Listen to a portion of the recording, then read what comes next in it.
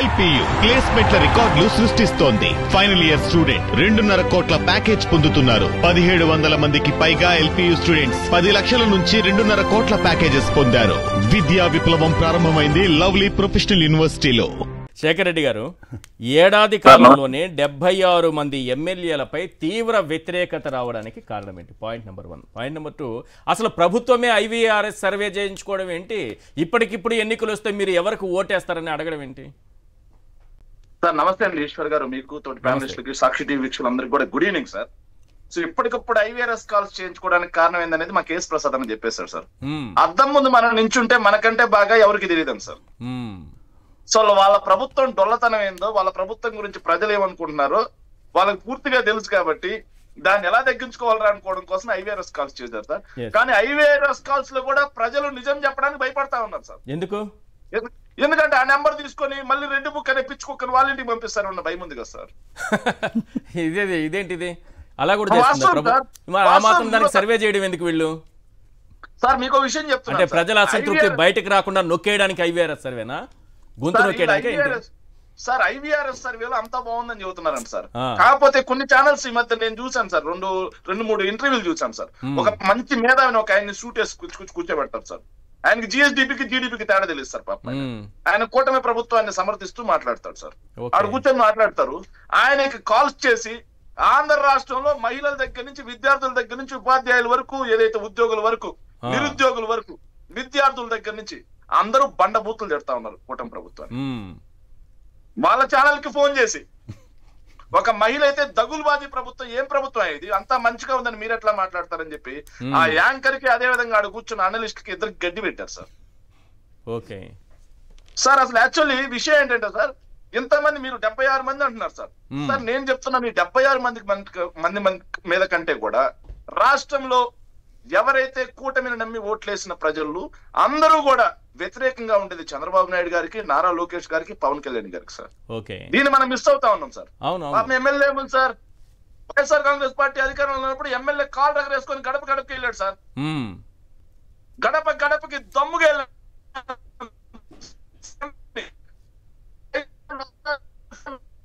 తిప్పారు సార్. 4 నుంచి 5 సార్లు 6 సార్లు 7 సార్లు తిప్పారు సార్. మరి ఈ ప్రభుత్వం చెప్పగలదా? దమ్ముందా? ఒక్కసారైనా నేను అడుగుతున్నాను సార్. ఎస్, ఎందుకు ఈ వ్యతిరేకత ఉంది? ఎందుకు ఈ వ్యతిరేకత ఉంది అన్నానికి సార్, రైతులను తీసుకుందాం సార్. జగన్మోహన్ రెడ్డి గారు అధికారంలోకి వచ్చిన ఏడాదిలో రైతు భరోసా ఇచ్చారు సార్.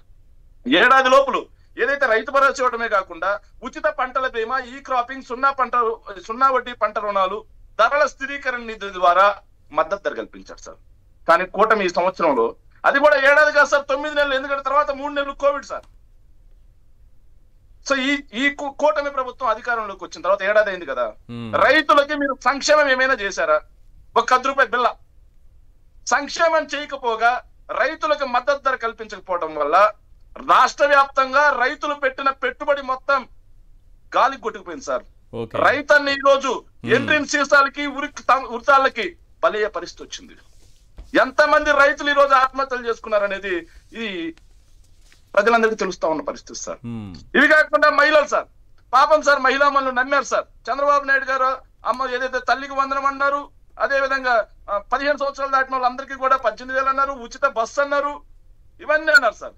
కానీ జగన్మోహన్ రెడ్డి గారు వచ్చిన ఏడాదిలో సార్ అమ్మఒడి ఇచ్చేశారు సార్. ఆసరా ద్వారా డాక్టర్ రుణాలు మాఫీ అయింది సార్. చేయూత ఇచ్చారు సార్. కాపు నేస్తాం, ఏదైతే మత్స్యకార భరోసా, నేతన్న నేస్తాం, వాహన మిత్ర, తోడు, ఇవన్నీ కూడా చెప్పిన వాడు చెప్పినట్టుగా ఏడాది లోపల జగన్మోహన్ రెడ్డి గారు చేశారు సార్. మరి మహిళలకి చంద్రబాబు నాయుడు గారు ఈ ఏడాది లోపల, కూటమి ప్రభుత్వం ఏడాది లోపల చేసింది ఏంటి? కుచ్చు టోపీ పెట్టలేదా? తల్లికి వందనం అని చెప్పేసి అదే తల్లికి పంగనం అని పెట్టలేదా? మరి తీవ్ర ఆగ్రహం లేక ఏముంటుంది సార్? ఎస్, విద్యార్థులు సార్, జగన్మోహన్ రెడ్డి గారు ప్రతి త్రైమాసికానికి అని చెప్పి విద్యా దీవెన, ఏదైతే చంద్రబాబు నాయుడు గారు పెట్టిపోయిన 1700 కోట్ల ఫీజు రియంబర్స్మెంట్ బకాయిలు మాఫీ చేయడమే కాకుండా ప్రతి త్రైమాసికానికి విద్యా దీవెన, వసతి దీవెన తీసుకొచ్చి డబ్బులు వేశారు సార్. వాళ్ళ చదువుల పట్ల అంతా ఏదైతే శ్రద్ధగా ఉన్నారు సార్. కానీ ఈ కూటమి ప్రభుత్వం 7,500 కోట్ల రూపాయలు బకాయిలు ఉంటే 700 కోట్లు తీర్చింది సార్. పాపం సార్, మొన్న ఒక విద్యార్థితో మాట్లాడాను సార్, పాలిటెక్నిక్ అయిపోయిందాం సార్. తర్వాత ఇంజనీరింగ్కి వెళ్తా ఉంటే, డిప్లొమా అయిపోయింది, ఇంజనీరింగ్కి వెళ్తా ఉంటే సర్టిఫికేట్స్ మొత్తం కాలేజీలో ఉన్నాయి, కాలేజ్ వాళ్ళు ఇబ్బంది పెడతా ఉన్నారు. ఈ కూటమి ప్రభుత్వం ఏమో డబ్బులు వేయలేదు సార్. వాళ్ళ పొలం వాళ్ళ ఊర్లో షావుకారు దగ్గర తాకట్టు పెట్టి సర్టిఫికేట్ తీసిపోయారండి సార్. పొలం ఉంది కాబట్టి తాకట్టు పెట్టుకున్నాడు సార్. లేని వాళ్ళ పరిస్థితి ఏంది? ఈ విద్యా సంవత్సరం వృధానే కదా. మరి ఆ విద్యార్థులు, ఆ తల్లిదండ్రులు ఈ కూటమి ప్రభుత్వం మీద ప్రేమగా ఉంటారా, ఆగ్రహంగా ఉంటారా? ఎస్, నిరుద్యోగులు సార్. జగన్మోహన్ రెడ్డి గారు ఏడాది లోపల సార్ 1,26,000 శాశ్వత ప్రభుత్వ ఉద్యోగాలు ఇచ్చారు సార్. కాదనలేని సత్యం. మరి చంద్రబాబు నాయుడు గారి కూటమి ప్రభుత్వం జాబు రావాలంటే బాబు రావాలి, 20 లక్షల ఉద్యోగాలు ఇస్తాం, నిరుద్యోగ భృతి ఇస్తాం అన్నారు సార్. ఒక్క కొత్త ఉద్యోగం ఇచ్చిన పాపాను పోలా, నిరుద్యోగ భృతి ఇచ్చిన పాపాను పోలా. ఇంకా ఉన్న వాళ్ళకి 3 లక్షల ఉద్యోగాలు వాలంటీర్లు, beverage corporation, fibre net, civil supply corporation, వీటి ద్వారా 3 లక్షల ఉద్యోగాలు ఒడిపికేస్తారు సార్. మరి ఆ 3 లక్షల కుటుంబాలు చంద్రబాబు నాయుడు గారికి హారత పడతారా? ఇవన్నీ కంటికి కనిపిస్తున్నాయి కదా. ఇదే IVRS సర్వేలో ప్రభుత్వమే ప్రజలకి ఫోన్ చేసి ఇప్పటికిప్పుడు ఎన్నికలు వస్తే మీరు ఏ పార్టీకి ఓటేస్తారని అడిగితే రిజల్ట్ ఏ రకంగా ఉందనేది ఇంపార్టెంట్. ప్రైవేట్ సర్వేలు నేను అన్ని చూపించా, ఇంకా చాలా ఉన్నాయి. ఇంకా రైట్ సంస్థది ఇక్కడ ఉంది. ఇంకా మనకి సునీల్ మద్దాల జర్నలిస్ట్, వారి విశ్లేషణ అవుతుంది. శ్రీనివాస్ జర్నలిస్ట్, ఇతను కూడా ఈటీవీ లాంటి దాంట్లో పనిచేసినటువంటి అనుభవం ఉన్నటువంటి జర్నలిస్ట్, ఇతను కూడా యూట్యూబ్ ఛానల్ నడుపుతూ ఉంటారు. Sunil Maddala BBC journalist. ఈ ప్రవీణ్ పుల్లట ఈయన పెట్టినటువంటిది. ఇవన్నీ కూడా ఉన్నాయి. అన్నీ కూడా ఇప్పుడు ఈరోజు అసంతృప్తి ప్రజల్లో ఎంతుంది, ఎమ్మెల్యేల పైన ఎంతుంది, ఈ ప్రభుత్వం పైన ఎంతుంది, అన్నీ తేల్చాయి.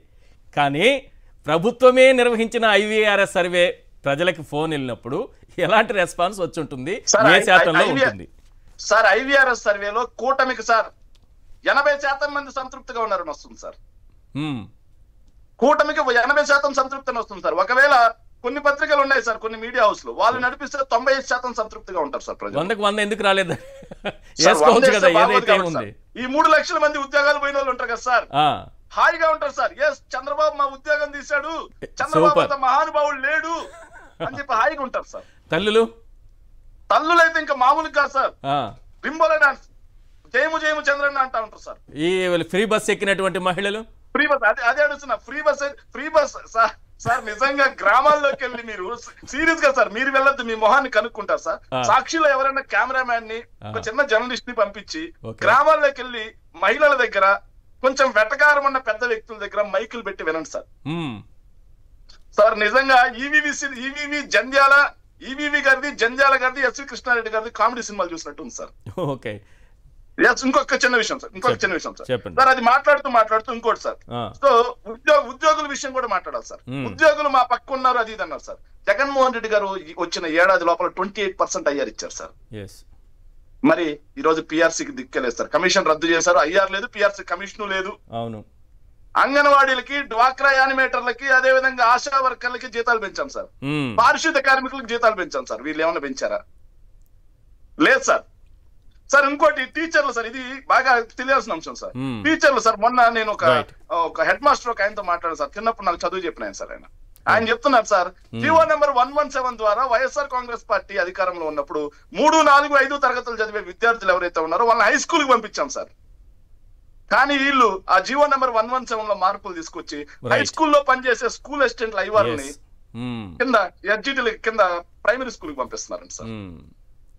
సో ఏదైతే ఒక్కసారిగా గ్రూపుల్లోకి వెళ్ళి చూస్తే వాళ్ళు చంద్రబాబు నాయుడు గారిని ఎత్తుకెత్తుకున్నారా, కింద వేస్తున్నారు చూస్తారు సార్. చివరిగా సార్ వైద్య రంగం సార్, వైద్య రంగంలో సార్ ఆరోగ్యశ్రీ బకాయిలు మొత్తం చెల్లించడమే కాకుండా ఆరోగ్యశ్రీని సంపూర్ణంగా మార్చాం సార్. మార్చి ఆరోగ్యశ్రీలో ఏవైతే మొత్తం పెంచి ఎప్పుడప్పుడు బిల్లు వేసాం సార్. 6,500 కోట్ల బకాయిలు సార్. ఆరోగ్యశ్రీ నిర్వీర్యం అయిపోయింది, సిగ్గుపడతా ఉన్నారు సార్. ఇక సంస్కరణలు సార్, చివరిగా సంస్కరణలు సార్. గాంధీజీ గారి కలలు కన్నట్టుగా గ్రామ స్వరాజ్యం దిశగా అడుగులేస్తూ సచివాలయ వ్యవస్థ, ఏదైతే వాలంటీర్ వ్యవస్థ తీసుకొచ్చి గ్రామ సచివాలయాలు, రైతు భరోసా కేంద్రాలు, విలేజ్ క్లినిక్స్, పాల కేంద్రాలు, ఇది మొత్తం సంస్కరణ కదా సార్. ఇంకోటి ఈ మధ్య జరుగుతున్నది సార్, పాపం పిల్లలు సార్ ఈ మధ్య మెడికల్ కి, అదే విధంగా ఇంజనీరింగ్ కి సంబంధించి కౌన్సిలింగ్ కి రెడీ అవుతా ఉన్నారు సార్. వాళ్ళందరికీ కూడా ఏదైతే ఈ సర్టిఫికేట్స్ అవసరం అవుతా ఉన్నాయి సార్, క్యాస్ట్ సర్టిఫికేట్, అదే విధంగా ఇన్కమ్ సర్టిఫికేట్ అవసరం అవుతుంది సార్. గత సంవత్సరం వైఎస్ఆర్ కాంగ్రెస్ పార్టీ అధికారంలో ఉన్నప్పుడు సార్ ఏదైతే వాలంటీర్ ఇంటి దగ్గరికి వచ్చేవాళ్ళు సార్, వాలంటీర్ కి మీరు మొత్తం ఫిల్ చేసి దానికి కావాల్సిన చలానా డబ్బులు ఇస్తే వాలంటీరే పోయి తీసుకొచ్చి ఇంటికి ఇచ్చేవాడు సార్. కానీ ఈ రోజు వాలంటీర్ లేడు. సచివాలయ వ్యవస్థ ఎలా తయారైందంటే సార్, ఎలా అవినీతిమయం చేశారంటే వీళ్ళు సార్. ఏదైతే సచివాలయ వ్యవస్థ స్థాయిలో 500 ఇవ్వాలండి సార్. రైట్. ఎంఆర్ఓ ఆఫీస్ స్థాయిలో 1000 రూపాయలు ఇవ్వాలండి సార్. Right right. సో ఈ స్థాయికి దిగజారు. అవినీతి కూడా ఆ స్థాయిలో అయిపోయిందా? మంచి మంచి వ్యవస్థలను కూడా అవినీతి కేర్ ఆఫ్ గా మార్చేశారు. ఏ ఊరు 1000 రూపాయలు 4 లక్షలు అడిగి 90,000 సెటిల్ చేసుకున్నారు లాస్ట్. Death certificate. అవును సార్. వ్యవస్థలను ఎంతలా భ్రష్టు పట్టిస్తున్నారంట సార్. రైట్. మళ్ళీ బాగు చేయలేనంత, మళ్ళీ మీరు వచ్చినా బాగు చేయలేనంత టైం పడుతుందా? దిగజారుస్తా ఉన్నారు సార్. Right right.